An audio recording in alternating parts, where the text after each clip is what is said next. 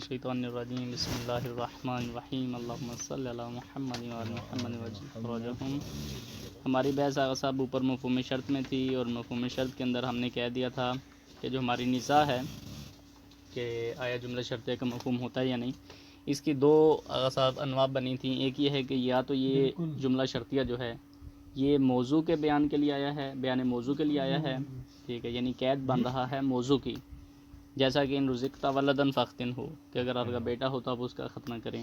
تو اگر موضوع کو ہٹانے سے حکم بھی باقی نہ رہے، ٹھیک ہے، سالبہ بانتفاع موضوع بن جاتا ہے، تو اس صورت میں ہم کہتے ہیں جملہ شرطیہ کا مفہوم نہیں ہے۔ جس طرح ہم نے کہا کہ ان رزقت ولدن فاختن ہو کہ اگر آپ کا بیٹا ہو تو آپ اس کا ختنہ کریں۔ اب بیٹے کو حذف کر دیں، ہٹا دیں، یعنی بیٹا ہی نہیں ہوا تو آپ ختنہ کریں نہ کریں یہ رہا ہی نہیں، صحیح ہو گیا۔ اسی طرح مثال کے طور پہ عیسیٰ علیہ السلام والی جس طرح مثال تھی، ٹھیک ہے، کہ جس طرح عیسیٰ علیہ السلام کا باپ نہیں ہے تو ہم اس کے اوپر جتنے بھی حکم لگاتے رہے وہ کھاتا نہیں، پیتا نہیں، چلتا نہیں، پھرتا نہیں، یعنی موضوع ہی نہیں ہے وہ۔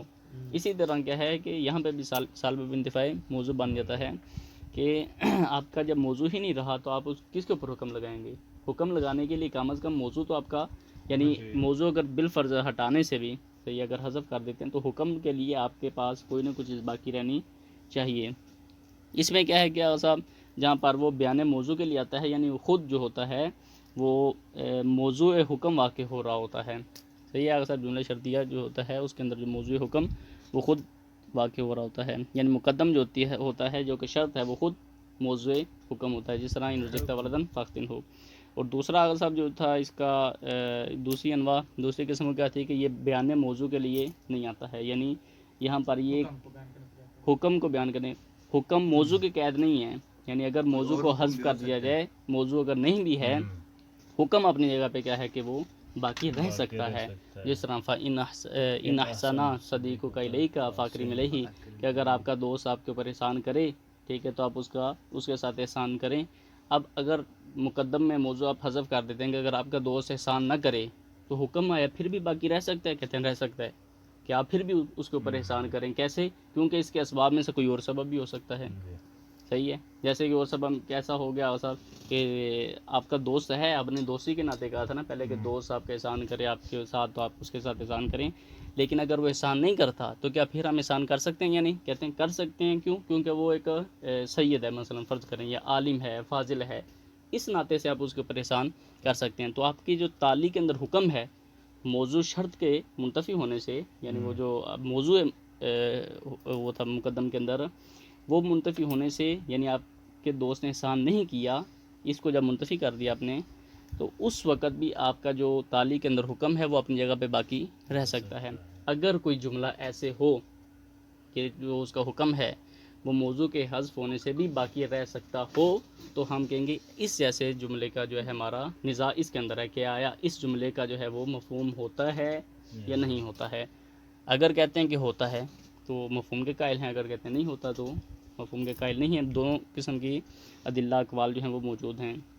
اب پھر ایک اور ہم نے بات کی تھی صاحب کہ اسی جیسا جو جملہ ہے کہ جہاں پر بیان موضوع کے لیے نہیں آیا ہوتا ہے جملہ شرطیہ، یعنی کیا مطلب کہ مقدم جو ہے وہ خود نفس موضوع واقع نہیں ہو رہا ہوتا ہے، جس طرح یہی احسن صدیقک الیک فاحسن الیہ کی مثال کے اندر، تو کہتے ہیں کہ اس میں اور دیگر جتنے بھی جملے ہیں چاہے شرطیہ ہو، حقیقت ہو، کوئی بھی ہو، شخص حکم تو منتفی ہوتا ہی ہوتا ہے۔ ہماری مراد کیا ہے کہ نوع حکم منتفی ہونا چاہیے۔ شخص حکم کیا ہے صاحب؟ اور نوع حکم بیان کیا تھا کہ شخص حکم کیا ہے کہ خود ہی اسی جملے کا اینٹی، ٹھیک ہے، مثلا ان احسن صدیقک الیک فاحسن الیہ، اگر آپ کا دوست آپ کے ساتھ احسان کرے تو آپ اس کے ساتھ احسان کریں، اگر نہ کرے تو نہ کریں، اسی کے اینٹی بالکل جو بنتا ہے بالکل برعکس۔ یہ تو شخص حکم ہے، یہ منتفی ہوتا ہی ہوتا ہے، ٹھیک ہے، یہ کسی بھی جملے کا بنا لیں، شرطیہ ہو نہ ہو کوئی بھی ہو، ٹھیک ہے، یہ تو ہر ایک، مثلا ان رزقت ولدن فاختن ہو کہ اگر آپ کا بیٹا پیدا ہو تو آپ اس کا ختنہ کریں، اگر نہ ہو تو نہ کریں، یہ تو اس کا بھی بن گیا۔ یعنی شخص حکم ہر ایک کا منتفی ہوتا ہی ہوتا ہے۔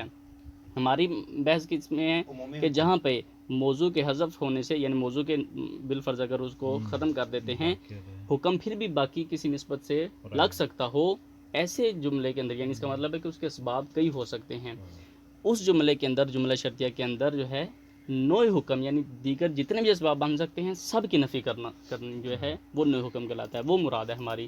یعنی ان احسن صدیقوں کا فاحسن الیہ، اگر آپ کا دوست آپ پہ احسان کرتا ہے تو آپ اس کے ساتھ احسان کریں. نہ کرنے کی وجہ کیا تھی؟ اگر آپ کا دوست آپ کے اوپر احسان نہیں کرتا اور آپ کر رہے ہیں، سید تھا، فاضل تھا، عالم تھا، لیکن اگر آپ کہتے ہیں کہ کسی بھی اعتبار سے جو ہے اس کا احسان اس کے ساتھ احسان کر ہی نہیں سکتے ہیں، اس کا مطلب ہے آپ نے تمام اسباب کی کہہ کے نفی کر دی ہے، وہ نوع حکم کی نفی ہو گئی. تو ہم پھر کہیں گے یعنی اس صورت میں اگر آپ کہتے ہیں نا کہ اگر وہ آپ کے ساتھ احسان کرتا ہے تو آپ اس کے ساتھ احسان کریں، یعنی اگر نہیں کرتا تو نہیں کرنی، یعنی تمام انواع کی نفی کر رہے ہیں، یعنی کسی جہت سے بھی نہیں کرنی. یہ جو ہے وہ نوع حکم ہے، اور یہی مراد ہے ہماری کہ ہم نے کہا جملہ شرطیہ جو مفہوم رکھتا ہے، یعنی کیا مطلب کہ وہ نوع حکم کی طرح جو ہے دلالت کر رہا ہے، یعنی تمام تر جتنے بھی اسباب اس کے بن سکتے تھے ان سب کو منتفی کر رہا ہے، نہ اس کی نفی کر رہا ہے. کیوں؟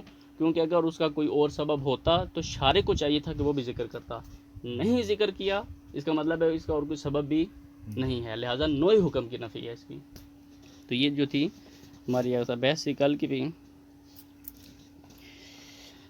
اب کہتے ہیں کہ خود مناد کے ہے مفہوم شرط کے اندر، معیار جو ہے مفہوم شرط میں اس کی شرائط ذکر کریں گے نا. جی المنات فی مفہوم شرط، کہ مفہوم شرط کے اندر معیار ملاک کیا ہے، کیسے ہم کیسے پتہ چلے گا کہ جملہ شرطیہ جو ہے اس کا مفہوم ہے یا نہیں ہے، اس کی کیا شرائط ہیں، کیا ہیں، تو شرطوں کے بیان کریں گے. ان دلالت الجملۃ شرطیۃ علی المفہوم تتوقف علی دلالتها بالوضع او بالاطلاق علی امور ثلاثۃ مترتبۃ. یہ جملہ شرطیہ کے اپنے مفہوم کے اوپر دلالت کرنا جو ہے وہ موقوف ہے، اس کی دلالت یا بالوضع ہے یا بالاطلاق ہے، دونوں طرح سے ہے، بالوضع بھی بالاطلاق بھی.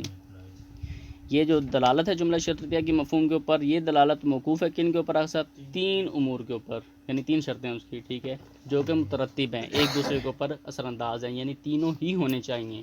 یہ نہیں کہ اگر ایک بھی ہو تو چل دے گا، تینوں جو ہیں ان کا ہونا ضروری ہے.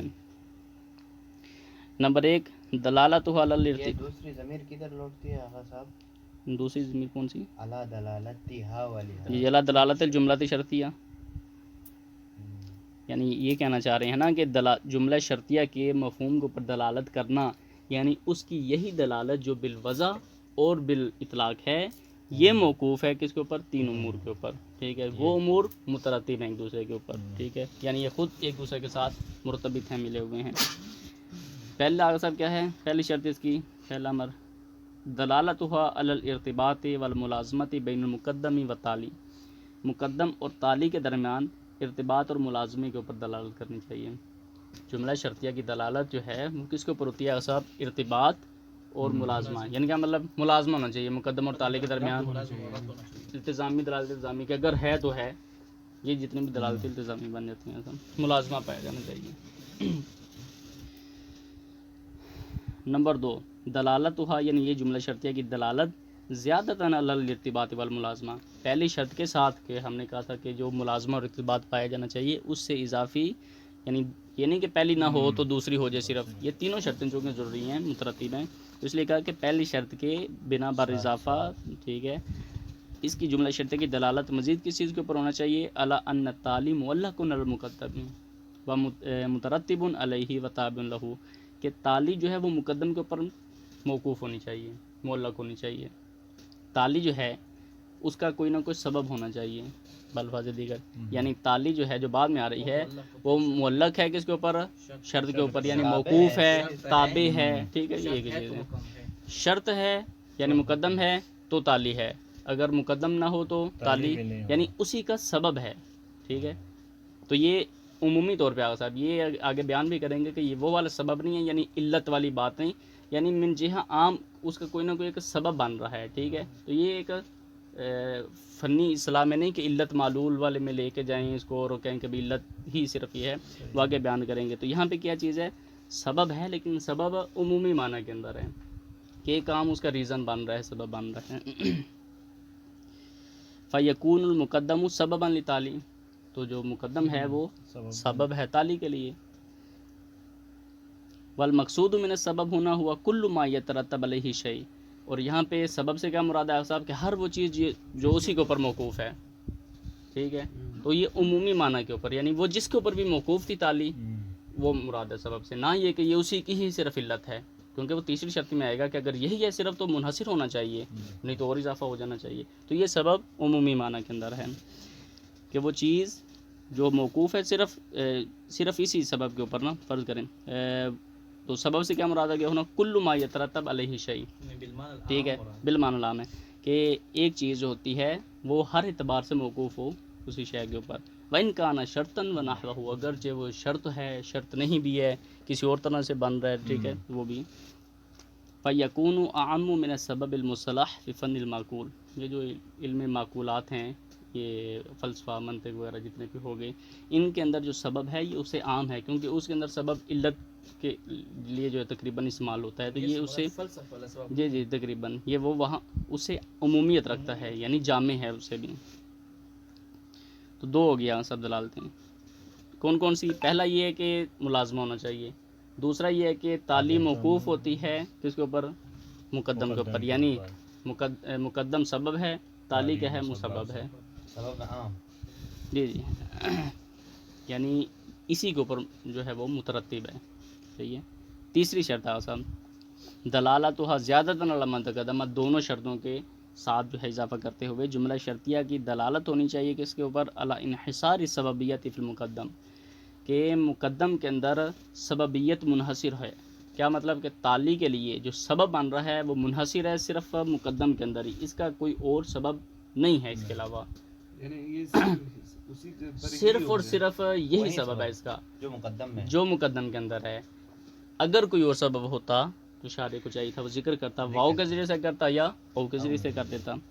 لیکن اگر نہیں ہے، ذکر کیا ہے، یعنی کہ جتنے بھی سبب اس کے اندر مقدم میں موجود ہے تو وہ منحصر ہونا چاہیے کہ بھی صرف یہی ہے، اور کوئی اس کا سبب نہیں بننا چاہیے. مقدم ہی سبب ہے. جی بمعنی انہ لا سبب، ٹھیک ہے، بدیل لہ یترتب علیہ تالی، یعنی اس کا کوئی اور سبب ایسا نہیں ہے کہ جو اس کا بدل بن سکے، جس کے اوپر تعلیم مترتب ہو، موقوف ہو رہی ہو. اس طرح کا کوئی اور اس کا سبب ہے ہی نہیں، اس طرح نہیں ہونا چاہیے. تو یہ تین شرطیں سب ہو گئی. وتوقف المفہوم للجملۃ الشرطیۃ علی ہذہ الامور الثلاثۃ واضح، ٹھیک ہے. ان تینوں کے اوپر جو موقوف ہے امور کے اوپر جملہ شرطیہ کا مفہوم، کہتے ہیں یہ واضح ہے. اب ان کی وہ دلیلیں بھی آگے دیں گے کہ بالاطلاق کہا، بالوضع کہا، تو یہ کیوں کہا؟ پہلی دو بالوضع ہیں اور آخری بالاطلاق ہے. لأنہ، یہ کیوں اثر کہتے ہیں جملہ شرطیہ کا جو مفہوم ہے ان تین چیزوں کے اوپر جو موقوف ہے یہ واضح ہے. کیوں؟ لأنہ لو کانت الجملۃ اتفاقیۃ او کان التعلی غیر مترتب علی المقدم او کان مترتبا ولکن لا لنحو الانحصار فیہ فإنہ فی جمیع ذلک لا یلزم انتفاء المقدم، ٹھیک ہے، عند انتفاء التعلی، کہ اگر ان تینوں شرطوں میں سے کوئی بھی ایک شرط میں خلل آ جائے، ٹھیک ہے، جس طرح صاحب جملہ جو ہے ہم نے کہا لازمہ ہونا چاہیے نا، ملازمہ ہونا چاہیے، لیکن تلازم نہیں ہے، اتفاق ہے، ٹھیک ہے، اتفاقی طور پہ دونوں کے درمیان مقدم تعلی جو ہے ان کے ربط ہے، لیکن اتفاقی ہے، ملازمہ نہیں ہے. یا اس طرح ہو، یا کیا ہے کہ تعلی مقدم کے اوپر موقوف نہ ہو، صحیح ہے صاحب، یا مترتب ہے لیکن اس کے کوئی منحصر نہیں ہے، اور بھی کوئی اس کا سبب بن سکتا تھا، ٹھیک ہے، تو منحصر نہ ہو. تو کہتے ہیں اس صورت کے اندر ضروری نہیں ہے کہ انتفاع مقدم سے انتفاع تعلی بھی ہو جائے، لازم آئے، ٹھیک ہے. یعنی مقدم کے منتفی ہونے سے، شرط کے منتفی ہونے سے جزا بھی جو ہے، حکم بھی منتفی ہو جائے، یہ جو ہے ملازمہ اس کے اندر نہیں پایا جا رہا، یعنی یہ اس کے اوپر دلالت نہیں کرتا، یعنی مفہوم نہیں رکھتا بالفاظ دیگر. تو لہٰذا یہ تینوں شرطیں جو ہیں اس کے اندر پائی جانی چاہیے. وَإِنَّمَا الَّذِي يَنبَغِي إِثْبَاتُهُ هُنَا هُوَ أَنَّ الْجُمْلَةَ ظَاهِرَةٌ فِي هَذِهِ الْأُمُورِ الثَّلَاثَةِ وَضْعًا أَوْ إِطْلَاقًا لِتَكُونَ حُجَّةً فِي الْمَفْهُومِ. کہتے ہیں یہاں پہ جو چیز صرف ثابت کرنے کی کوشش ہم کر رہے ہیں، یہاں پر جو چیز ہے وہ کیا ہے کہ جملہ جو ہے اس کا ظہور ان تین چیزوں کے اندر ہے، یا وزن ہے یا اطلاقاً ہے. ہم نے یہ ثابت کرنے کے لیے کیا ہے تاکہ وہ مفہوم کے اوپر دلالت کرتا ہے اور حجت ہو سکے. تو لہٰذا یہ تین چیزیں جو ہیں یہ یا بالوضع ہیں یا بالاطلاق ہیں. اس چیز کو یہاں پہ ثابت کر رہے ہیں اور اس کو ابھی بیان بھی کریں گے کہ کون بالوضع ہے اور کیسے، اور کون بالاطلاق ہے تو کیسے. تو لہٰذا صاحب والحق ظہور الجملۃ الشرطیہ فی هذه الامور وضعا فی بعضها واطلاقا فی البعض الاخر، ٹھیک ہے، کہ بعض شرائط کے اندر جو ہے وہ بالوضع ہیں اور صاحب یہ جملہ شرطیہ کا ظہور، یعنی پہلی دو شرطیں جو ہیں، پہلے دو امور ان کے اندر بالوضع ہے اور تیسرے کے اندر جو ہے وہ بالاطلاق ہے. پہلا اما دلالتها علی الارتباط ووجود العلقۃ اللزومیۃ بین طرفین فظاہر انہ بالوضع بحکم التبادر. کہتے ہیں کہ جملہ شرطیہ کی دلالت ارتباط کے اوپر، وہ جو پہلی شرط ہے ملازمہ اور ارتباط دونوں کے درمیان پایا جائے. ووجود العلقۃ اللزومیہ بین طرفین، دونوں کے درمیان علاقہ جو ہے وہ لزومی ہونا چاہیے، یعنی ملازمہ ہونا چاہیے. پہلی جو ہماری شرط تھی، ٹھیک ہے، ارتباط اور لازمہ ملازمہ، اس کے اوپر جو دلالت ہے فظاہر انہ بالوضع، ٹھیک ہے، بحکم التبادر. جی تو ظہور جو ظاہر اس کا ہے، وہ ظہور کس چیز کے اندر ہے کہ یہ حکم، یہ بالوضع اس کے لیے، ٹھیک ہے، دلالت ہے. دلالت یہ کر رہا ہے، یہ بالوضع کر رہا ہے. اور یہ کیسے سمجھا جا رہا ہے؟ بحکم تبادر. تبادر حکم لگا رہا ہے اس کے اوپر. جی تبادر حکم لگاتا ہے کہ اس کا لازمہ یہی ہے، ٹھیک ہے آسان. ولیکن لا بوضع خصوص ادوات الشرط حتی ینکر وضعها لذالک. لیکن اس طرح نہیں ہے کہ خصوصی شرط کے جو ادوات ہیں نا، یہ جو ان آیا، جی ان آنا چاہیے تو اس وجہ سے لازمہ پایا جاتا ہے، یا اذا آئے تو یہ ادوات شرط کی وجہ سے ان کے درمیان ملازمہ نہیں ہے. ان کا ملازمہ جو پایا جا رہا ہے وہ بالوضع پایا جا رہا ہے. مثلا کیا کہ جملہ شرطیہ کی حیت وضع ہی اس طرح کی گئی تھی، بالوضع ہی اس طرح تھی کہ وہ حروف کی وجہ سے ہو، جی نہ کہ وہ حروف خاص ان آیا ہے تو جملہ شرطیہ کا ادوات تو اس وجہ سے یہ ملازمہ ارتباط پایا جا رہا ہے، یا ان آیا، یہ اس طرح نہیں ہے. خصوصی ادوات کی وجہ سے نہیں ہے. حتی ینکر وضعها لذالک، یہاں تک کہ اس کی جو وضع کا انکار کر دیا جائے کہ بھئی وضع مثلا ان وضع کیا گیا تھا ارتباط اور ملازمے کے لیے، یہاں پہ نہیں آئے تو لہذا جملہ شرطیہ اگر اذا کے ساتھ آ رہا ہے تو ان کے درمیان ملازمہ نہیں ہے. اس طرح نہیں ہے آسان. بل بوضع الہیئۃ الترکیبیہ للجملۃ الشرطیہ بمجموعیہ، بلکہ خود مکمل طور پہ جملہ شرطیہ کی جو ترکیبی حیت ہے، سٹرکچر ہے، ڈھانچہ ہے، قالب ہے، وہی بتا رہا ہے کہ یہ ان دونوں کے درمیان آپس میں ملازمہ پایا جاتا ہے، ارتباط پایا جاتا ہے. وعلیہ، اسی بنا پر فاستعمالها فی الاتفاقیۃ یکون بالعنایۃ وادعاء التلازم والارتباط بین المقدم والتالی اذا اتفقت لہما المقارنۃ فی الوجود.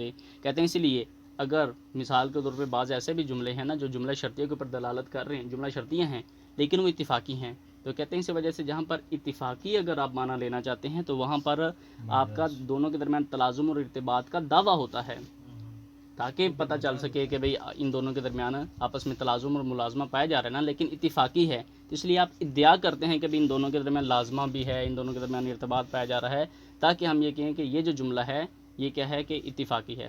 کیونکہ جملہ جن کے درمیان اصل میں ملازمہ پایا جا رہا ہے اس میں تو ادعا کی ضرورت ہی نہیں ہے، اس کی حیت ترکیبی ہی ایسی ہے. لیکن اگر آپ اتفاقی کو بھی اسی اسٹرکچر پر لانا چاہیں کہ جہاں پر یہ منطبق ہو جائیں تو آپ دعویٰ کرتے ہیں تلازم اور ارتباط کا. ٹھیک ہو گیا، یعنی اس کا مطلب ہے کہ اس کی اصل حیت کے اندر ہی کیا ہے کہ یہ تلازم. نہیں سمجھ آئی؟ جملہ شرطیہ کی حیت جو ہے نا وہی بتاتے ہیں کہ ان دونوں کے درمیان آپس میں ملازمہ پایا جاتا ہے. اب فرض کریں جب زید آتا ہے تو چھٹی ہو جاتی ہے، تو یہ اتفاقی قضیہ ہے. ضروری نہیں کہ زید کا آنا ہی چھٹی کے اوپر دلالت کرتا ہے، لیکن یہ اتفاقی قضیے کو جب آپ بیان کر رہے ہوتے ہیں نا کہ آپس میں لازمہ، ٹھیک ہے، یعنی ان دونوں کے درمیان لازمہ پایا جا رہا ہے، تو آپ یہی کہنا چاہ رہے ہیں نا جب زید آتا ہے تو چھٹی ہو جاتی ہے، یعنی آپ دعویٰ کر رہے ہیں دونوں کے درمیان ملازمہ اور تلازم کا، جبکہ ہے اتفاقی بات ہے یہ. تو اس میں بھی چونکہ جملہ شرطیہ کی ایک اسٹرکچر بنا رہے ہیں تو آپ ادعا کرتے ہیں تلازم اور ارتباط کا. تو یہ ہر روز ہونی چاہیے، ہر روز ہونی چاہیے، ٹھیک ہے. تو اس کے اندر بھی جو اتفاقی چیزیں بنتی ہیں، آ جاتے ہیں جملے، ان کے اندر بھی چونکہ آپ جملہ شرطیہ جب اسٹرکچر لاتے ہیں تو آپ ادعا کے ساتھ کرتے ہیں کہ کسی کا تلازم اور ارتباط کا کہ بھی یہ ہے. کیوں؟ کیونکہ اصل میں نہیں ہے، اصل میں تو اتفاقی ہے. تو فاستعمالها فی الاتفاقیہ، اب یہ جملہ شرطیہ کا استعمال سب اتفاقی قضیوں کے اندر وہ کیا ہے کہ یکون بالعنایۃ وادعاء التلازم والارتباط بین المقدم والتالی. تو یہاں پہ آپ مقدم اور تالی کے درمیان تلازم کا ادعا اور اس کی رعایت کرتے ہیں، اور کہتے ہیں کہ بھئی ان کے درمیان بھی مقدم اور تالی کے درمیان تلازم اور ارتباط پایا جا رہا ہے. اذا اتفقت لہما المقارنہ فی الوجود، اگر یہ کیا ہے کہ وجود کے اندر دونوں کے ہیں مقارن ہوں، قریب قریب ہو رہے ہیں، ٹھیک ہے، مل جاتے ہیں. مثلا وجود میں کوئی ایسی چیزیں کہ جو اتفاقاً رونما ہو بھی جاتی ہے، تو یہ اغصب بالوضع ہے، یعنی دونوں کے درمیان جو ارتباط اور ملازمہ ہے یہ بالوضع ہے. سوال یہ ہے کہ بالوضع کیسے ہے، یہ آئے گا سوال. یہ تبادر کی وجہ سے بھی حکم تبادر ہے، کیونکہ یہ آئے گا نا کہ ان میں سے بالفرض آ جاتا ہے کہ بیان کریں کہ کون سا بالوضع ہے، کون سا بالاطلاق اور کیوں ہے. تو پہلے جو ہے یہ مقدم اور تالی کے درمیان جو ارتباط اور ملازمہ یہ بالوضع ہے، کیوں؟ بحکم تبادل. یہ ہو گیا جواب. جان اس میں جو کہا ہے یکون بالعنایت، جی اس جی کا کیا مطلب؟ اہتمام، ٹھیک ہے، یعنی بالعنایت و ادعاء تلازم، کہ آپ باقاعدہ اس کا عنایت کرتے ہیں، اہتمام کرتے ہیں، رعایت کرتے ہیں اور ادعا کرتے ہیں تلازم کا. ادھر مجاز لکھا ہے اس میں دیکھ رہا ہوں. کہاں پہ؟ عنایت ایک من جہہ مجازی بھی بن سکتا ہے، یعنی حقیقت تو جملہ شرطیہ نہیں ہے یہ، آپ من جہہ اس کو مجاز میں بھی لے سکتے ہیں، لیکن یہ آپ رعایت کر رہے ہیں اس کس چیز کی، یعنی ادعا کر رہے ہیں، اہتمام اس چیز کا کر رہے ہیں اور دعویٰ کر رہے ہیں کہ دونوں کے درمیان کیا ہے کہ تلازم پایا جاتا ہے. اگر ہم مجاز بھی لیتے ہیں تو یعنی حقیقت تو نہیں ہے، اتفاقی ہے، یعنی کہ مجاز ہے. مجاز ہے. نمبر 2 آگا جی. وَأَمَّا دَلَالَتُهَا عَلَىٰ أَنَّ التَّالِي مُتَرَتِّبٌ عَلَى الْمُقَدَّمِ بِأَيِّ نَحْوٍ مِنْ أَنْحَاءِ التَّرَتُّبِ فَهُوَ بِالْوَضْعِ أَيْضًا. دوسرا آگا صاحب کہ جو دلالت ہے جملہ شرطیہ کی کیا کس چیز کے اوپر کہ تالی جو ہے وہ مقدم کے اوپر مترتب ہے، موقوف ہے، وہ کسی بھی انحاء میں ہو، ٹھیک ہے، کسی بھی طرح سے مترتب ہو رہی ہو، یہ بھی جو ہے وہ بالوضع ہے، یعنی سبب ہے. مقدم جو ہے وہ سبب بن رہا ہوتا ہے، کسی بھی طرح سبب بن رہا ہے تالی کے لیے، تو یہ بھی کیا ہے کہ بالوضع ہے. ولیکن لا بمعنی انہا موضوعۃ بوضعین، لیکن اس کا یہ مطلب نہیں ہے کہ پہلے والی وضع اور تھی، پہلی شرط کے اندر جو ہم نے کہا کہ حکم تبادر سے وضع کیا گیا ہے ملازمہ، اور ادھر آ کے کہا کہ یہ وضع اور ہے.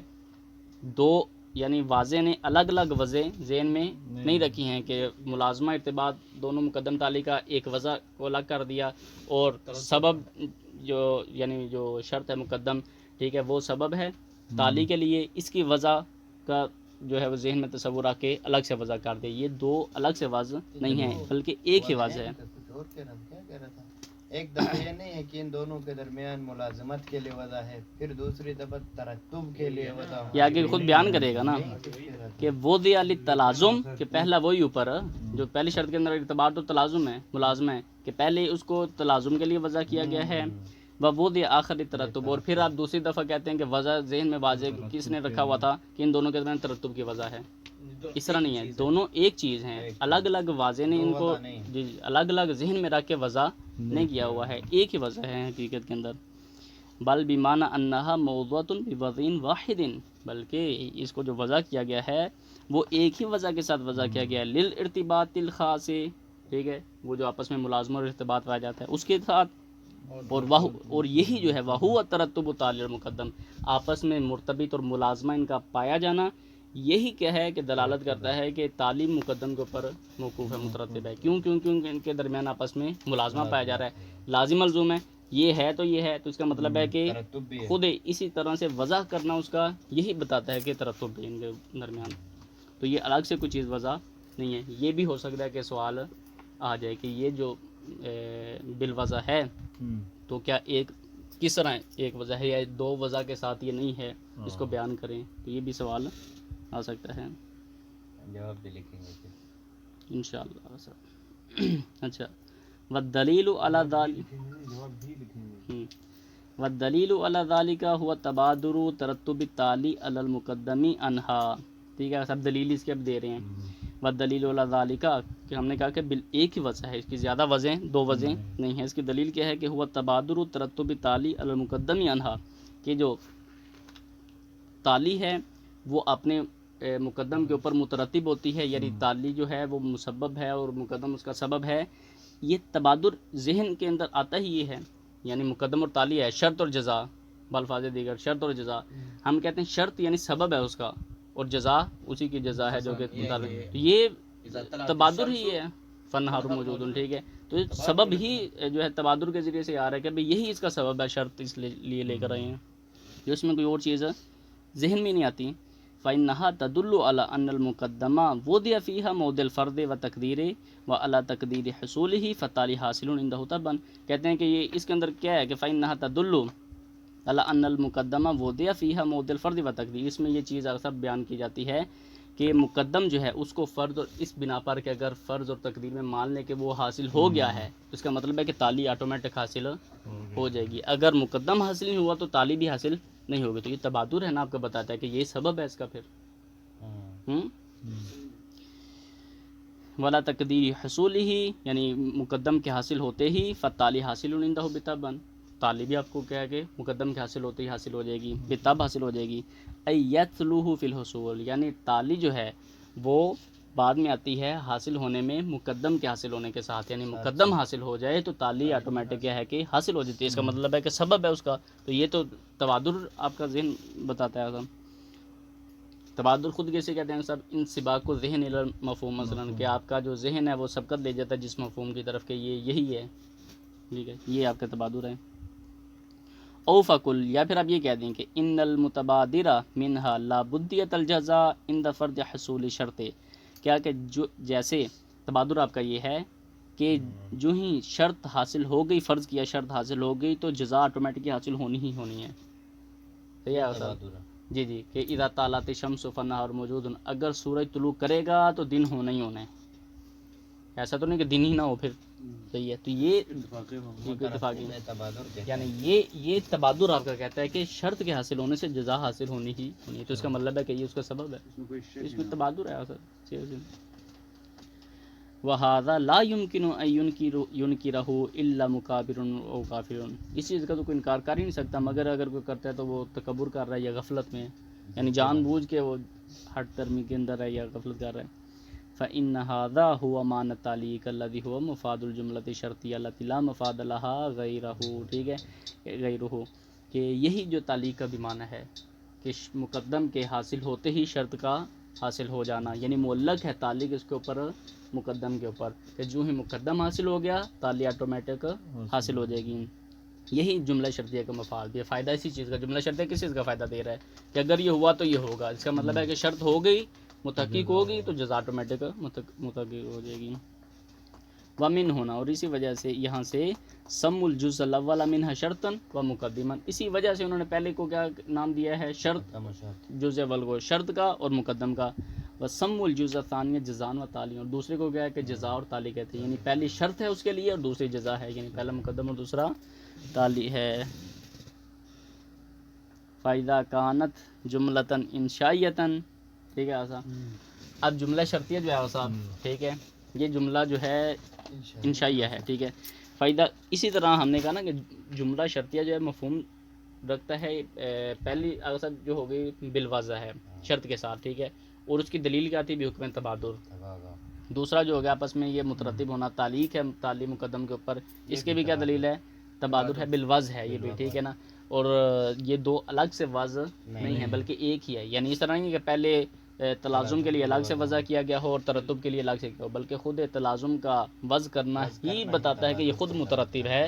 ٹھیک ہے، اسی وجہ سے انہوں نے کہا نا کہ کیونکہ شرط کو شرط اس لیے کہتے ہیں کہ جب یہ متحقق ہوگی تو آٹومیٹک آپ کی جزا بھی متحقق ہو جائے گی. جب سورج نکلے گا تو جی اس کی انشائیہ اور خبریہ کی تین پہلے اس طرح بیان ہوا ہے نا کہ القت اور ترتب دوسرے نمبر پہ ذکر کیا ہے، اور پہلے والے کو لازمت اور ارتباط کو الگ ذکر کیا ہے. پھر ذکر کرنے کا مطلب کیا ہے؟ یہ تین اقسام جو ہیں یہ آپس میں ایک جملے میں ہونا چاہیے نا، تینوں کی تینوں. پھر تینوں وضع کیوں ہیں؟ نہیں، دو بالوضع ہیں، تیسری بالاطلاق ہے. اچھا، وہ تو بالاطلاق ہو گیا، شروع جدا ہو گیا، لیکن یہ تین دونوں کو پھر الگ الگ ذکر کرنے کا مطلب کیا تھا؟ سمجھانا کیا مطلب الگ الگ ذکر کرنے؟ ایک قسم اول دو بنایا نا. جی نہیں، وہ تین، ہاں تین شرطیں انہوں نے کی نا. ٹھیک ہے، پہلی شرط یہ بالوضع ہو گیا، بیان کر دیا. دوسری شرط یہ ہے، انہوں نے اسی طرح شرط کے حساب سے ایک تو تقسیم کیا ہے، اور دوسرا دوسرے کے اندر یہ شاید بیان کریں گے آگے جملہ چونکہ خبریہ بھی ہوگا، جملہ انشائیہ بھی ہوگا. ہر شرط کا انہوں نے الگ الگ ذکر کیا نا. بالفرض ہم کہتے ہیں یہ تینوں شرطیں تھیں تو تینوں آپس میں مترتب ہیں، سیدھا سیدھا ایک ہی جملے میں کہہ دیتے ہیں کہ یہی تین شرطیں ہیں، کیونکہ الگ تو ہیں نہیں ہیں، لیکن ہر ایک کو انہوں نے الگ الگ پوائنٹ دے کے بیان کیا ہوا ہے. مختلف اینگل پہ رکھتے ہیں. اچھا جی، فَإِذَا كَانَ جُمْلَةً إِنشَائِيَةً أَيْ أَنَّ التَّعْلِيَ مُتَضَمِّنٌ لِإِنشَاءِ حُكْمٍ تَكْلِيفِيٍّ أَوْ وَضْعِيٍّ فَإِنَّهَا تَدُلُّ عَلَى تَعْلِيقِ الْحُكْمِ عَلَى الشَّرْطِ فَتَدُلُّ عَلَى انتفاء الْحُكْمِ عند انتفاء الشَّرْطِ الْمُعَلَّقِ عَلَيْهِ الْحُكْمُ، کہ فَإِذَا كَانَ جُمْلَةً إِنشَائِيَةً اصل کہ اگر یہ کہے کہ جملہ انشائیہ ہے، ٹھیک ہے، أي أن التعليم متضمن لإنشاء حكم تكليفي وضعي، کیا مطلب یہ انشائیہ ہونے سے کہ تعلی جو ہے وہ متضمن ہے ایک ایسے حکم کو جو کہ تکلیفی ہے یا وضعی ہو. ٹھیک ہے، تو فَإِنَّهَا تَدُلُّ عَلَى تَعْلِيقِ الْحُكْمِ عَلَى الشَّرْطِ، تو اس صورت کے اندر یہ دلالت کرے گا کہ حکم جو ہے وہ معلق ہے شرط کے اوپر، ٹھیک ہے. فَتَدُلُّ عَلَى انتفاء الحکم عند انتفاء شرط، تو اس صورت مفہوم میں رکھے گا. شرط کے منتفی ہونے سے حکم آپ کا منتفی اڑ جائے گا. ہو جائے گا. وَإِذَا كَانَ جُمْلَةً خَبَرِيَّةً، یہ تو تھا نا سب انشاء کی بات کر دی کہ حکم کی بات ہے، اصل میں حکم تکلیفی ہے یا حکم وضعی جو ہے وہ انشاء کیا گیا ہے. انشاء والا نہیں، امر والا نہیں نہیں وہ نہیں کہ جملہ نحوی نہیں ہے نحوی یہ، نہیں ہے، ٹھیک ہے. دونوں ہو سکتے ہیں. جی جی. وَإِذَا كَانَ جُمْلَةً خَبْرِيَّةً، یہ اس کے اندر تو انشاء ہی آئے گا ویسے نحوی اعتبار سے، کیونکہ خود شرط ہے، اور شرط اذا کان فکان، مطلب اس طرح کی نہیں، جملے وہ ہوتے جو ہیں. تعلیم میں حکم ہوگا نا، تکلیفی ہو سکتا ہے، آگے جو ہے نا الگ وضعی تو بھی ہو دو سکتا ہے. جملے ہیں، ہاں. ٹھیک ہے. الگ سے دیکھا جائے تو دونوں خبریہ بن جائیں گے، لیکن جب شرط کے اندر اس کو ڈال دیں گے تب جملہ انشائیہ بن جائے گا. الگ سے دیکھا جائے اذا طالعت الشمس، اس کو ہٹا کے دیکھا جائے تو طالعت الشمس، یہ جملہ خبریہ ہو گیا. نہار موجود، ٹھیک ہے، یا نہار موجود، یہ جملہ خبریہ ہے. اذا زالت الشمس، جی جی. لیکن جب اس کو شرط کے اندر ڈالیں گے، شرط اور جزا کے اندر، تو پھر یہ جملہ جو ہوگا وہ جملہ انشائیہ بن جائے گا. پورا. ہوا. ہاں ہاں وہ تو ہے. چلنے آ گیا، اصل چلتے ہیں. لگے. وَإِذَا كَانَ، تو جملہ انشائیہ ہوگا تو پھر تو دلالت کرے گا اصل مفہوم کے اوپر، بیان کر دیا. وَإِذَا كَانَ جُمْلَةً خَبْرِيَّةً، اور اگر یہ جملہ کیا ہوا سب خبریہ ہو، یعنی ای ان التالی متضمن لحکایت خبر، کہ جو تالی ہے وہ متضمن ہے کسی خبر کی حکایت کے اعتبار سے، یعنی کوئی خبر دے رہی ہے. یہ جملہ پورا جملہ ہے، یعنی شرط و جزا ملا کے، جی جی. صرف جزا. کیا مطلب جزا جو ہے، دیکھیں جملہ انشائیہ ہے، جی جی، وہ اس سے مراد جزا ہے صرف یا پورا تالی جملہ ہے؟ متضمن ہے حکم کو، یعنی حکم تو تالی کے اندر ہوتا ہے نا. ہاں. یا تو وہ کیا ہے کہ حکم تکلیفی اور وضعی اس کے اندر ہے، یا وہ خبر ہے، حکم نہیں لگا رہی کسی چیز وہ کا. خبر ہے. جی. جی جی. فَإِنَّهَا، اگر تو یہ حکایت ہے اور خبر ہے تو فَإِنَّهَا تَدُلُّ عَلَى تَعْلِيقِ حِكَایَتِهِ عَلَى الْمُقَدَّمِ، تو اس صورت کے اوپر یہ دلالت کرے گی کہ اس کی حکایت مقدم کے اوپر کیا ہے، موقوف ہے، معلق ہے. پہلے میں کہتا کہ حکم موقوف ہے جہاں پر انشاء ہے، یہاں پہ خبر ہے تو اس کا مطلب ہے کہ وہ خبر موقوف ہے مقدم کے اوپر. سواء کان المحکی عنہ خارجا وفی الواقع مترتبا المقدم، ٹھیک ہے. سواء کان محکی عنہ خارجا، اگرچہ جو محکی عنہ جس کے بارے میں حکایت کی جا رہی ہے وہ خارج میں بھی وجود رکھتا ہو، ٹھیک ہے. وفی الواقع مترتبا المقدم، لیکن فی الواقع کے اندر دیکھا جائے تو یہ مقدم کے اوپر کیا ہے، اس کی حکایت یعنی خبر جو ہے وہ موقوف ہوگی وجود خارجی کی ہونے کے اعتبار سے بھی. فتطابق الحکایت مع المحکی عنہ کقولنا، اب یہاں پہ جہاں پہ مطابق ہو رہی ہے حکایت محکی عنہ کے، مطلب قضیہ سچ واقع جہاں پہ ہو رہا ہے، ٹھیک ہے، کہ جو حکایت ہے آپ کی جو آپ نے بیان کیا ہے وہ محکی عنہ کے جو حقیقت جس کے بارے میں بیان کیا جا رہا ہے خارج کے واقع ہے، اس کی مثال ہوگی کہ ان کانت الشمس طالیۃ فالنہار موجود، کہ اگر سورج جو ہے وہ طلوع کرتا ہے تو دن موجود ہوتا ہے. تو یہ واقع میں بھی ایسا ہی ہے، یہ نہیں کہ واقع میں کوئی ایسی بات نہیں ہے کہ اگر سورج طلوع کرتا ہے تو دن موجود ہوگا. تو یہ چیز جو ہے صاحب خارج میں بھی واقع میں بھی، مثلا ایک خبر کے خبر سچی، یعنی صدق اور کذب کا کیسے پتہ چلتا ہے کہ خارج کے اندر اگر واقعاً وہی چیز ہے تو اس کا مطلب سچ ہے، اگر نہیں ہے تو جھوٹ ہے. لیکن یہ چیز جو تھی یہ سچ کے اوپر دلالت کرتی ہے کہ جو ہی سورج طلوع کر رہا ہے تو دن بھی موجود ہوگا. اور ایک اور جو مثال جس کے لیے لے کر آئیں، یہ خبر کے بارے میں ہے، حکم تو نہیں لگ رہا ہے کسی شیء کے اوپر، نہ حکم تکلیفی ہے نہ حکم وضعی ہے، بلکہ ایک خبر دی جا رہی ہے.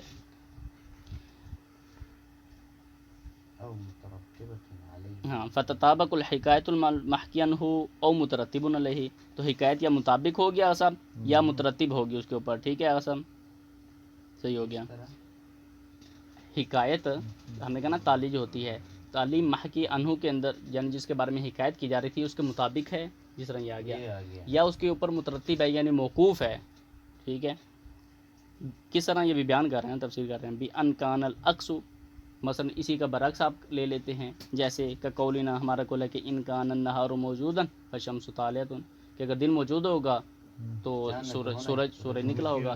اس کا مطلب ہے کہ یہ اسی کے اوپر مترتب بھی ہے، سبب بھی اس کا یہی ہے کہ اگر آپ اس کا برعکس کر رہے ہیں اور آپ یعنی پہلے صورت میں خبر تھی، حکایت دے رہے تھے آپ، دوسری صورت میں آپ نے کہا کہ اس کے اوپر مترتب بھی ہے یا نہیں ہے، اسی کا الٹ کر دیں، ٹھیک ہے، کہ اگر اسی وہی نتیجہ نکل رہا ہے تو اس کا مطلب ہے کہ اس کے اوپر مترتب بھی ہے. جس طرح کیا کہا کہ اگر دن موجود ہوتا ہے تو اس کا مطلب ہے کہ سورج طلوع ہے, ٹھیک ہے, ترتیب ہے. یعنی مترتب ہے نا اس کا ہونا. او کان لا ترتب بینہما, یا یہ کہ ان دونوں کے درمیان مقدم اور تعلیم کے درمیان کوئی ترتب ہی نہیں پایا جائے گا. کل متضائفین, ٹھیک ہے, یہ کس طرح ہو جائے گا متضائفین. متضائفین کیا ہوتا ہے صاحب کہ مثلا باپ اور بیٹا ہے, ٹھیک ہے, باپ ایک جہت سے جو ہے وہ بیٹا بھی ہے اور بیٹا ایک جہت سے باپ بھی بن سکتا ہے, ٹھیک ہے, لیکن جہاد کا فرق آ جاتا ہے نا. فی مثل قولنا, مثلا ہمارا قول ہے کہ ان کان خالدن ابن لزید فزید ابوہ, کہ اگر خالد زید کا بیٹا ہے تو زید اس کا باپ ہے, کیوں ہے؟ ٹھیک ہے. تو یہ متضائف بن رہا ہے. تو یہ نہیں کہنا چاہ رہے کہ نتیجہ اس کے اوپر موقوف ہے اور اس وجہ, یہ متضائف ایک چیز ہے. جس چیز کے بارے میں وہ خبر دے رہے ہیں, کس چیز کا ہے کہ ان کان خالدن ابن لزیدن, کہ اگر زید جو ہے وہ بیٹا ہے کس کا, کدھر گیا, اگر خالد بیٹا ہے زید کا تو زید اس کا باپ ہے. تو اس میں جس چیز کو ظاہر بھی کرنا چاہ رہے ہیں وہ کہہ رہے ہیں کہ ان کے درمیان آپس میں ترتب نہیں ہے, ٹھیک ہے, یعنی لیکن تضائف کی نسبت پائی جا رہی ہے, یعنی من جہت باپ بھی ہو سکتا ہے. اگر تو وہ تو پھر سمجھے نا کہ اگر خالد بیٹا ہے زید کا تو زید بھی اس کا بیٹا ہے, اس طرح پھر ہونا چاہیے. جی, اور مثال ادھر فٹ کرو, اگر اصغر باپ ہے تاثیر کا تو تاثیر بیٹے اصغر کا. ماشاءاللہ ماشاءاللہ. تاثیر بھی ہے اور بھی تو یہ ہو گیا یہ صاحب مثال کیوں لائے, مجھے کو سمجھ میں نہیں آ رہا. متضائفین کے لیے نا, عکس ہو سکتا ہے. متضائفین کے لیے لے کر آئیں کہ آپس میں ان کا ترتب نہیں ہے, ٹھیک ہے, ہاں. آپس میں ان کی جو ترتب نسبت بن کریں گے رہی تو ہے الٹا یہ ہو جائے گا نا. متضائفین کی بن رہی ہے. باپ اور بیٹا, ٹھیک ہے, ایک کو آپ باپ بنا رہے ہیں دوسرے کو آپ بیٹا ثابت کر رہے ہیں, یہ چیز لے کر آئے ہیں, تو یہ متضائفین میں سے آ جاتی ہے. یعنی وہ من جہت دیکھیں تو بیٹا ہے اور من جہت دیکھیں ایک اس کا باپ بن رہا ہے. باپ اور بیٹے کیوں نہیں ہے, متضائفین ہے نا, بیٹا ہوگا نا.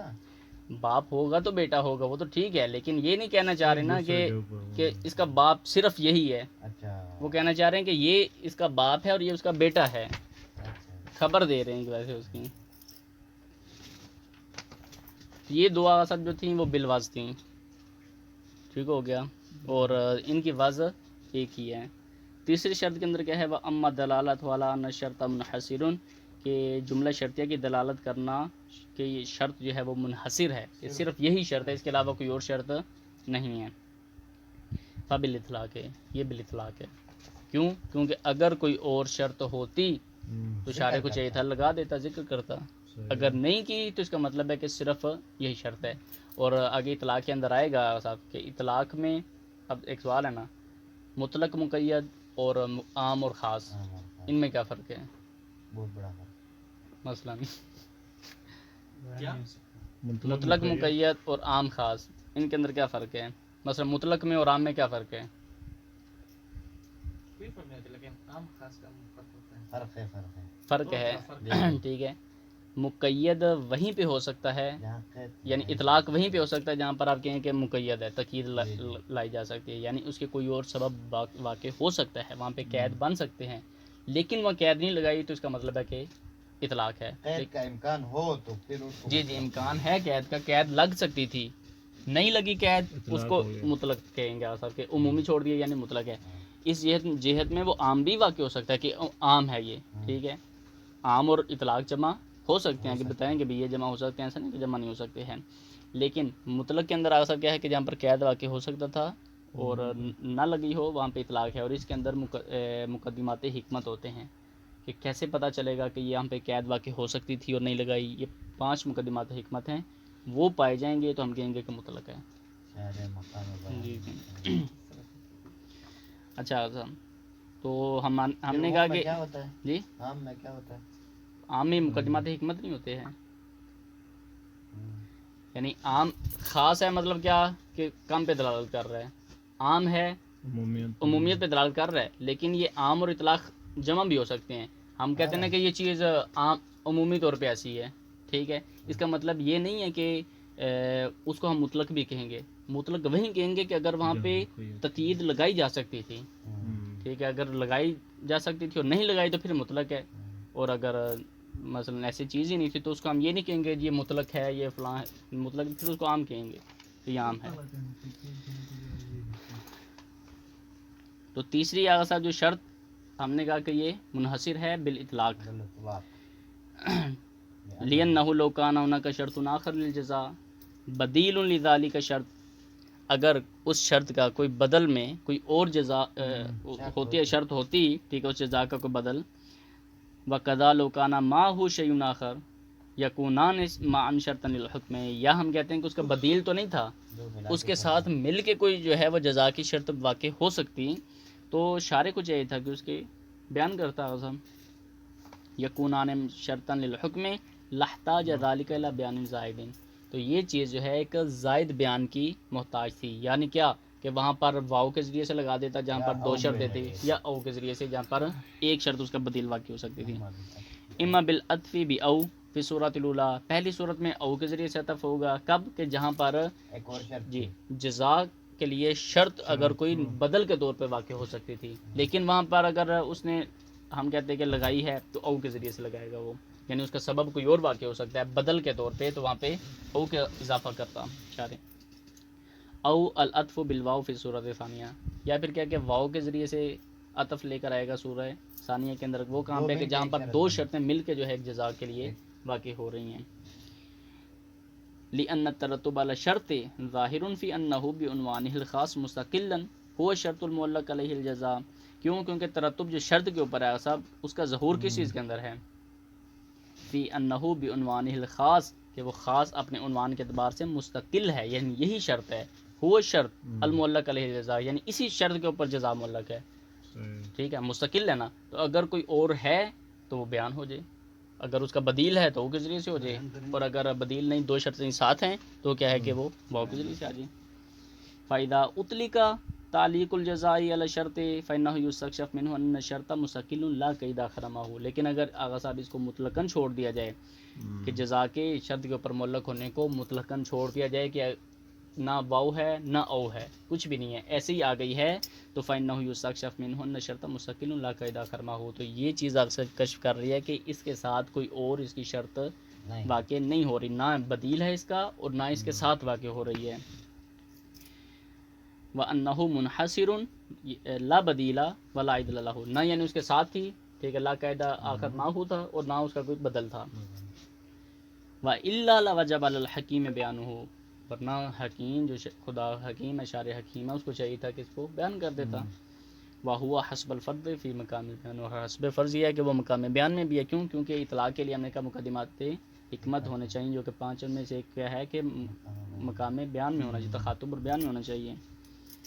وَهَذَا نَظِيرُ ظُهُورِ صِيغَةِ فَل بِإِطْلَاقِهَا فِي الْوُجُوبِ التَّعَيُّنِ وَالتَّعْيِينِ، ٹھیک ہے ایسا، یہ نظیر ہے کس کی کہ صیغہ افل ظہور اس کا کس چیز کے اندر ہے، وجوب کے اندر ہے، ٹھیک ہے، کس اعتبار سے صاحب، اطلاق کے اعتبار سے، کیونکہ اگر اس کا ظہور وجوب میں نہ ہوتا، کسی اور شے میں ہوتا تو شارع کو یہ بیان کر دیتا۔ یہ تعینی کیوں لکھا ہے؟ تعینی اور تعینی، تعینی اسے کہتے ہیں صاحب کہ جہاں پر واضح نے وضع کرتے ہوئے ہی کہا ہو کہ اس کا امر وجوب پہ دلالت کر رہا ہے، صیغہ فعل، اور تعینی کیا کہ جہاں پر واضح نے وضع نہیں کیا، لیکن کیا ہے کہ عامت الناس کے اندر یہ چیز مشہور ہو گیا، انہوں نے کہا کہ جو صیغہ فعل ہے نا یہ وجوب پہ دلالت کرتا ہے، دونوں طریقے سے اب جو بھی مان لیں، ٹھیک ہے، کہ واضح نے آیا اس طرح وضع کیا ہے کہ اس کا ظہور جو ہے وہ وجوب کے اوپر ہے، یا واضح نے نہیں وضع کیا بلکہ عامت الناس جو استعمال کرتے ہیں انہی کی وجہ سے یہ شہرت پکڑ گیا ہے، دونوں طریقے میں سے جو بھی مان لیں اس کا ظہور بالاطلاق وجوب کے اوپر دلالت کر رہا ہے، کیونکہ قید نہیں ہے، اگر اور ہوتا کوئی اور دلالت کر رہا ہوتا تو وہ بھی ساتھ آ جاتا۔ تیسرا اگر ہم نے کہا کہ دلالت جو ہے شرط کے اوپر جو ہم کہہ رہے ہیں، شرط یعنی منحصر ہونی چاہیے تعلی کے لیے، تو یہ بالاطلاق ہے، کیونکہ اگر کوئی اور اس کے ساتھ شرط ہوتی، یعنی اگر کوئی اور اس کا جو ہے وہ شرط ہے، بدیل جو اس کا واقع ہو سکتا ہے یعنی اس کے بدلے میں آ سکتا ہے، تو او کے ذریعے سے بیان کر دیتا شارع، اور اگر کوئی ایسی شرط ہے جو اس کے ساتھ مل کے دونوں شرطیں مل کے ایک جزا کے لیے آ سکتی ہوں تو واو کے ذریعے سے بیان کر دیتا۔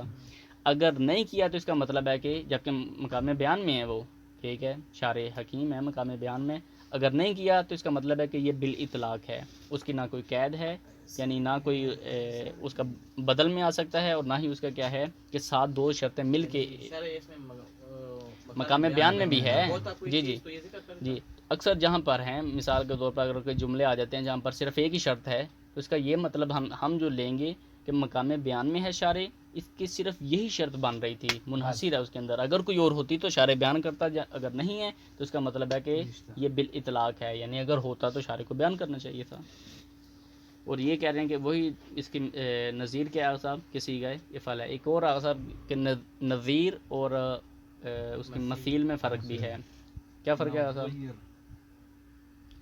مثیل کہہ دیتے ہیں مثال کے طور پہ کہ اسی کی مثل جو ہے، ٹھیک ہے، وہ اسی کے جنس کے اندر اور اجزاء میں پائی جاتی ہے، لیکن نظیر اس کی ایک جنس نہیں ہوتی ہے، وہ اس کی ہوتی تو مشابہ ہے کسی نہ کسی چیز میں، اس کی جہت میں تشابہ تو پایا جا رہا ہے لیکن جنس ایک نہیں ہوتی، اسی کی جزیات میں سے نہیں ہوتی ہے، بلکہ وہ کسی اور شے کے اندر ہوتی ہے، لیکن وجہ شبہ پائے جانے کی وجہ سے ہم کہتے ہیں اس کی نظیر ہے۔ جس طرح بھی ہم نے کہا کہ وہی اطلاق، ٹھیک ہے، صیغہ وہ الگ صیغہ ہے اطلاق ہونے کے اعتبار سے، یہ جملہ شرطیہ کا جو ہم ثابت کر رہے ہیں، اور صیغہ فعل کا ظہور جو ہے وہ الگ ہے، ٹھیک ہے، لیکن دونوں کے اندر چونکہ بالاطلاق ہے تو یہ اس کی جی اس میں ہے، لیکن ثابت یہ کرنا چاہ رہے تھے کہ دونوں بالاطلاق ہیں، تو یہ تشابہ کی وجہ ہے، تو یہ باقی یہ ہے کہ وہ جملہ شرطیہ کے اندر ہے، یہ صیغہ فعل کے اندر ہے۔ وَإِلَٰهُنَا صاحب یہاں تک جو واضح ہو گیا ہے کہ تم لنا ما اردنا نذهب الیہ من ظہور الجملۃ الشرطیہ فی الامور التي بها تكون ظاہرۃ فی المفہوم، یہاں تک جو ہے ہمارا جو صاحب کہتے ہیں ہمارے لیے جو ہم چاہتے ہیں کہ جملہ شرطیہ کا ظہور جن امور کے اندر ہے وہ واضح ہو گیا، تمام ہو گیا ہے، کہ جن کی وجہ سے کیا ہے کہ جملہ شرطیہ مفہوم کے اوپر اندر ظہور رکھتا ہے، اور وہ کون سی تھی؟ تین چیزیں تھیں، یعنی تین شرطیں ہیں، اور وہ بھی بیان کر دیا کہ دونوں بالوضع ہیں، دو بالوضع ہیں اور ایک بالاطلاق ہے۔ وعلی کل حال علی کل حال صاحب ان ظہور الجملۃ الشرطیہ فی المفہوم مما لا ينبغي ان يتطرق الیہ شک الا ما قرینۃ صارفۃ او تکون واردۃ لبیان الموضوع، کہتے ہیں اس میں کوئی شک نہیں ہونا چاہیے آسان کہ جملہ شرطیہ مفہوم کے اوپر جو ہے، ٹھیک ہے، وہ دلالت، اس کا ظہور جو ہے، ٹھیک ہے، وہ کیا ہے کہ دلالت کرے گا مما لا ينبغي ان يتطرق الیہ شک، اس میں کسی قسم کے شک کی گنجائش نہیں ہونی چاہیے، وہ دلالت کرے گا کب؟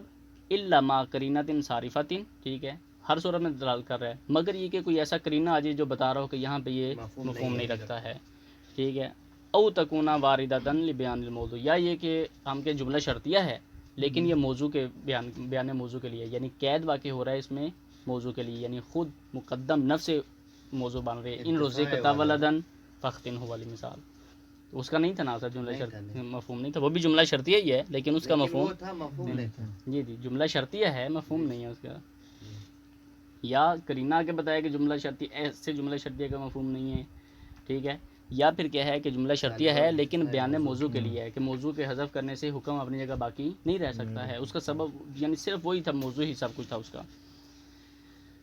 وَيُشْهَدُ لِذَلِكَ استدلال امامنا صادق علیہ السلام بالمفہوم، اور امام صادق علیہ السلام کا جو ہے وہ ایک استدلال آغا صاحب یہ بطور مفہوم کے اوپر جو انہوں نے کیا ہے استدلال، وہی ہمارے لیے بطور دلیل جو ہے لے کر آئے ہیں۔ فی روایات ابی بصیر کی روایت ہے، قال کہتے ہیں کہ سألت ابا عبداللہ علیہ السلام عن الشاۃ تذبح فلا تتحرک ولا یحراک منها دم کثیر عبیط، کہ میں نے امام صادق علیہ السلام سے سوال کیا اس بھیڑ کے متعلق کہ جس کو ذبح کیا گیا ہے لیکن کیا ہے کہ وہ اس نے حرکت نہیں کی، نہ حرکت کر رہی ہے نہ اسے داریں مار کے تیز خون بہ رہا ہے، خون بہ رہا ہے، خون لیکن لا جی جی نہیں فلا تتحرک ہاں ٹھیک ہے، حرکت نہیں کی، ویحراک منها دم کثیر عبیط، اور اس کا خون جو ہے وہ بہ رہا ہے، فقال، تو پھر بھی امام نے کہا کہ لا تاکل، کہ نہ کھاؤ، کیوں؟ یہاں پہ امام نے جو ہے وہ استدلال کیا ہے مفہوم کے ذریعے سے کہ ان علی علیہ السلام کا نجول کہ مولا علیہ السلام فرماتے تھے کہ اذا رکضت الرجل او طرفت العین فکل، کہ اگر بیڑ کو جب ذبح کیا جاتا ہے تو اپنے پاؤں مارے یا آنکھ پڑپڑائے تو پھر کھاؤ، یا آنکھ مارے جی یا تو پاؤں اس کا مارے۔ جبکہ راوی نے تو سوال کیا تھا کہ حرکت کی ہی نہیں، یعنی نہ ہاتھ کی ہوئی ہے نہ آنکھ کی ہوئی ہے، تو جی تو اس کا مطلب ہے کہ نہ کھاؤ۔ فَإِنَّ استدلال الامام بقول علیہ السلام لا يكون الا اذا كان له مفہوم، امام علیہ السلام کے قول سے امام صادق کا یہ استدلال اسی صورت میں ہو سکتا ہے کہ جب ہم کہیں کہ جملہ شرطیہ کا مفہوم ہے، ٹھیک ہے حضرت۔ وہو، اور وہ کیا ہے کہ اذا لم ترکض الرجل او لم تطرف العین فلا تاکل، کہ اگر وہ پاؤں نہ مارے یا آنکھ نہ پھڑپڑائے نہ کھاؤ۔ کہہ دیا صاحب اللہ محمد وآل محمد